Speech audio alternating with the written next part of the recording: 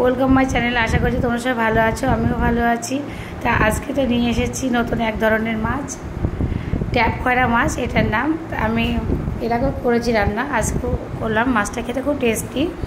তা দেখো আমি এই মাছটা আজকে রান্না করব বেগুন দিয়ে। তা কীভাবে রান্না করছি পুরোটা দেখো। তা প্রথমে মাছগুলোকে ভালো করে কেটে ধুয়ে নিয়ে চলে এসেছি। এবার কড়াইয়ে তেল বসিয়ে দিয়েছি, তেলটা গরম করার জন্য। মাছের নুন হলুদ ভালো করে মেখে নিচ্ছি।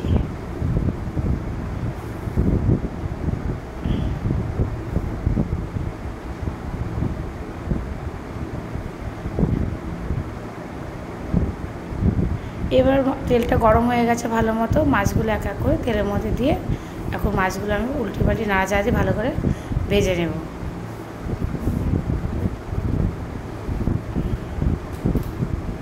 এবার মাছগুলো আমি সুন্দর করে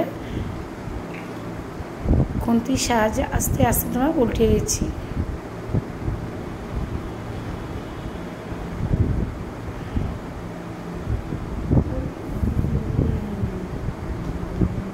তোমরা এই মাছগুলোকে কী নামে জানা যায় না, কিন্তু আমাদের মাছরা বলেছে যে ট্যাপ খয়রা। এগুলো তাই আমি রান্না করছি। মাছগুলো খেতে অনেকটা ইলিশ মাছের মতো টেস্টি লাগে। তা আমি এর আগেও রান্না করেছিলাম, তো আজকে আমি রান্না করব বেগুন দিয়ে। ওই জন্য দেখো এবার মাছগুলো আমি ভালো করে উল্টিয়ে পাল্টিয়ে সুন্দর করে মাছগুলো ভেজে তুলে নিচ্ছি। এখানে আমি বেগুনগুলো এবার কেটে নেব। মাছগুলো কাটা হয়ে গেছে, ভাজা হয়ে গেছে। বেগুনগুলো ভালো করে সুন্দর করে কেটেছি, বেগুনগুলো চিকন চিকন করে কেটে নিয়েছি।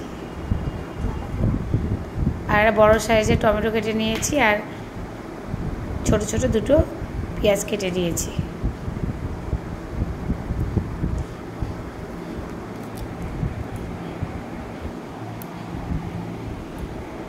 এবার আমি মশলাটা রেডি করে নেব। মশলাতে দেবো তোমার কালো সর্ষে, সাদা জিরে আর কাঁচা লঙ্কা। মাছ ভাজা তেলের মধ্যে তোমার আমি বেগুনগুলো ভাজতে বসিয়ে দিচ্ছি।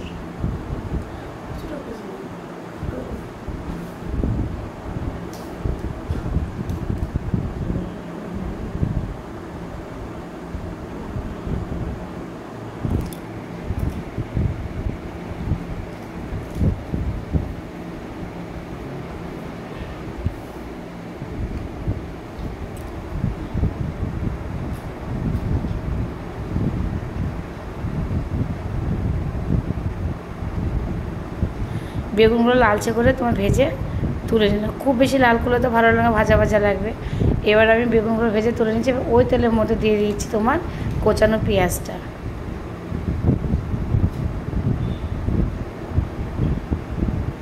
পেঁয়াজটা লাল করে ভেজে নিয়ে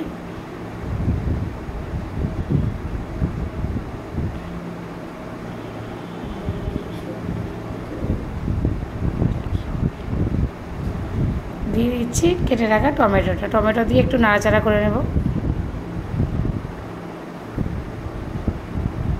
টমেটোটা নরম হয়ে গেলে দিয়ে দেবো বাটা মশলাটা, যে তোমার সর্ষে, সাদা জিরে আর তোমার কাঁচা লঙ্কা বাটা ছিল, সেই মশলাটা দিয়ে দিলাম।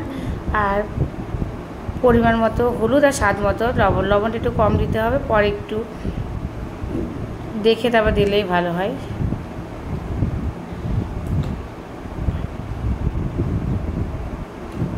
মশলাটা তোমার ভালো করে কষিয়ে নেব।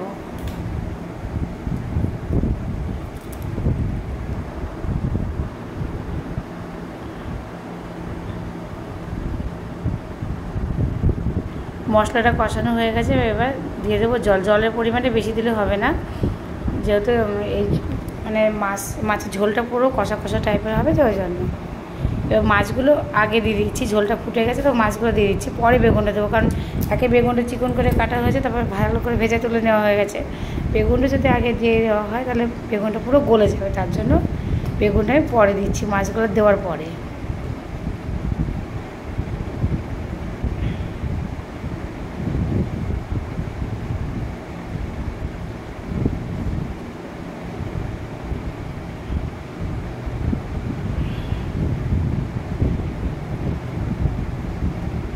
দেখো মাছটা প্রায় আমার হয়ে এসেছে।